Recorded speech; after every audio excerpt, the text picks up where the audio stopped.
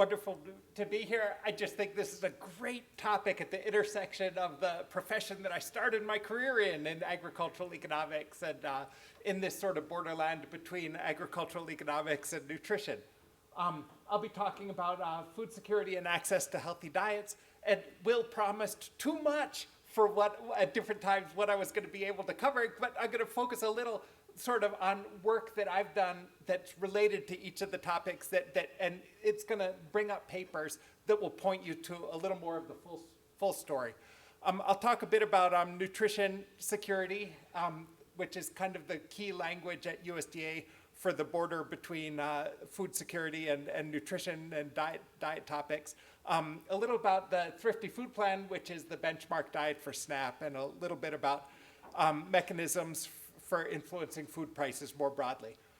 In nutrition security, nutrition security doesn't quite have a stable definition yet, that different people will think of it different ways. Everybody knows that it's something about the intersection or the combination of household food security and diet quality, but there's one way of looking at it, which is that everybody knows that you want to be in the food secure group rather than the food insecure group.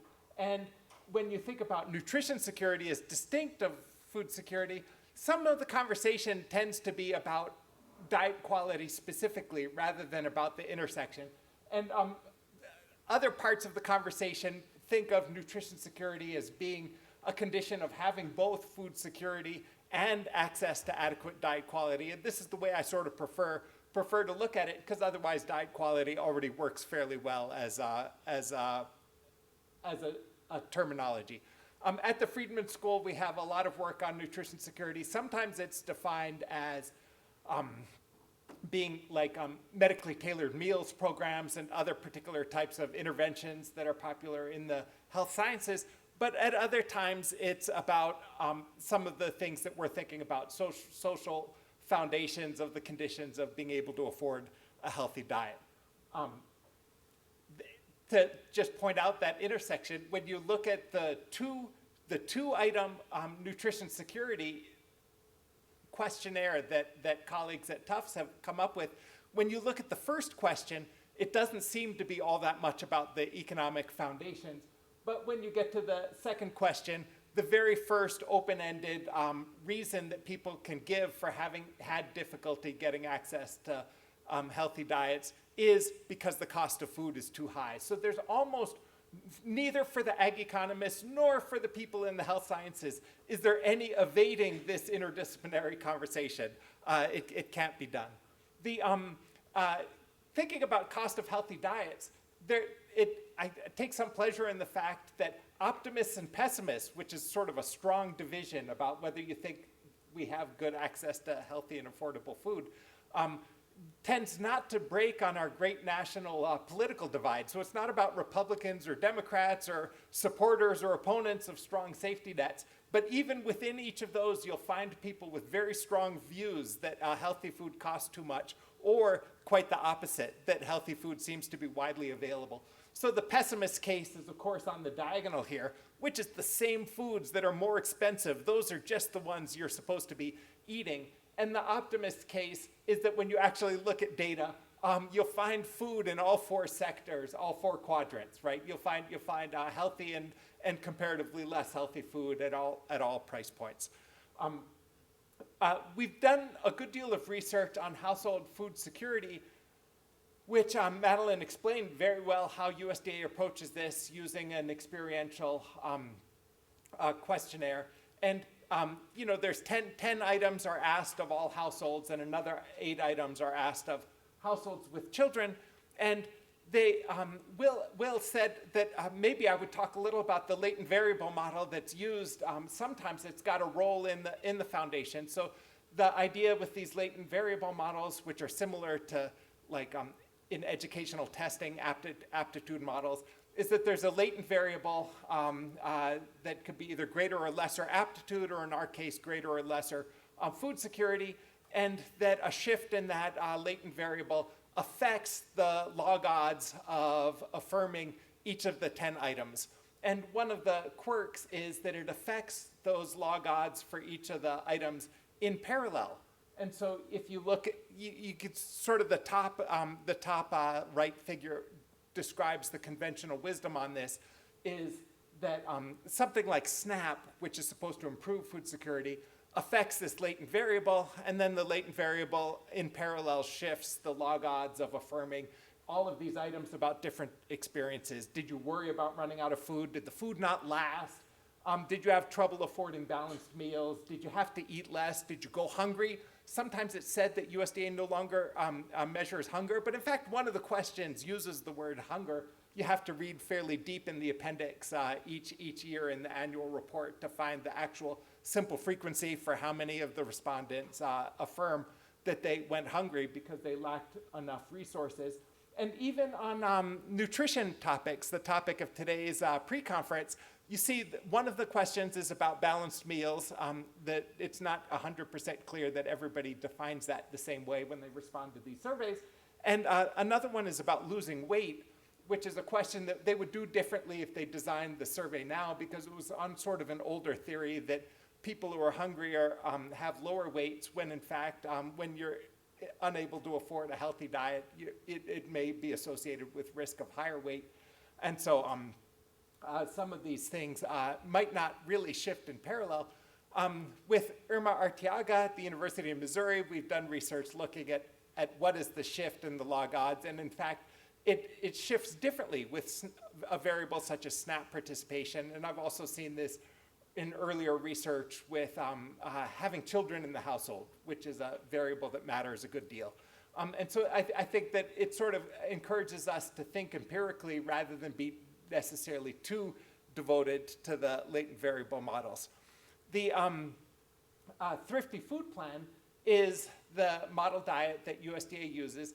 Traditionally, I always used to tell a group like this that its policy importance is less than you might have thought, because everybody always says the SNAP benefit is based on the Thrifty Food Plan, but decade after decade, the Thrifty Food Plan, when it was updated every 5 years, used as one of the constraints in the optimization model the inflation updated cost of the previous value of the Thrifty Food Plan, which was in a way a form of not opening up the question about what a healthy diet should cost in the first place. And in 2021, it really shocked everybody. It certainly shocked me. The USDA researchers concluded that it wasn't possible to afford a healthy diet at the cost of the updated, inflation-updated previous value of the Thrifty Food Plan, and it led to a 21% increase, the largest increase in the permanent maximum benefit for the SNAP program. At just about the time that the temporary COVID bumps to the SNAP benefit amount were being taken away. So it sort of protected people during these current years right now to an extent that they wouldn't have been protected in this post crisis period part of the COVID pandemic. Our research on this took a special interest in how the definition of the healthy diet is related to what cost you estimate. Because of course, if you say, what's the cost of an adequate healthy diet, as you heard in earlier talks, the way you define healthy, which is heavily disputed, right? Different people have different views on how you should define a healthy diet. That's going to strongly affect what the cost is. The USDA uses a constrained optimization model where you might think that lowering cost is going to be the objective function, but it's in fact reducing the distance from current average consumption. So they're trying to choose a diet that's not too unfamiliar to people. To an economist, this is a little bit related to a quadratic utility function.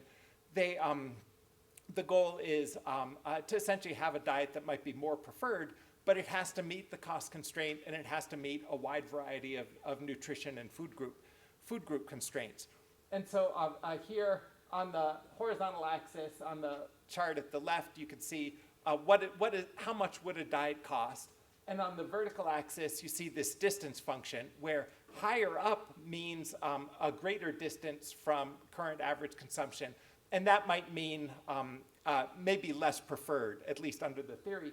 And as you look through the colored coded lines, you go from how much would it cost just to have enough calories, which is very low, how much would it cost to have the calories and the dietary guidelines reference requirements, how much would it cost in addition to have food group requirements, and then some of the more idiosyncratic practicality constraints. And the current maximum benefit is, in fact, even though the goal was to reduce the distance from current consumption, the current maximum benefit is quite far from current consumption. And so if you wanted to think about taking seriously letting people have diets that are very close to maybe more preferred diets, it would require a higher cost point. That's one of several arguments. George Davis, for example, points out in a series of articles that if you wanted to take account of people's time constraints seriously, again, you would find yourself at a higher point. We were all set up to send researchers into the field in 14 states to collect data on whether actually in a supermarket setting you could get a bundle of foods benchmarked according to the Thrifty Food Plan. But this project was terminated, so we won't be able to see the results of that one. But meanwhile, using existing data sources, colleagues and I are working on using a USDA data source called FMAP, which only runs through 2018, but to see, we sort of worked out the crosswalk between the food groups used in the FMAP data set and the food groups in the Thrifty Food Plan. So you can measure what are the changes over time in different places. You can see how much does the cost of a Thrifty Food Plan vary by municipality or by census district. I've got a poster. It's nice as a fairly senior faculty member to be in the poster session. I'm looking forward to this very much. And I've got a poster sort of explaining how you yourself can use an Excel sheet that we've provided to experiment with what is your own model diet and how well does that serve to meet different goals that you may set yourself. It's got a dashboard that then provides you what was the cost, what was this distance function, and how well did it do on the different nutrients and food groups. So I think I will close there. For ag economists, these questions are not competing with our traditional topics, but in fact, they help motivate for a much larger audience the interest in the things that we've spent decades learning a lot about. Things like how do farm programs, how does technological change, how do changes in labor markets and immigration in agriculture and food sectors influence the cost of food and also the cost of healthy food. And this is my textbook, whose third edition is out this year, sort of for your graduate students is sort of a good way to expose them to a number of these different topics at the border of health and nutrition and agricultural economics. Thanks.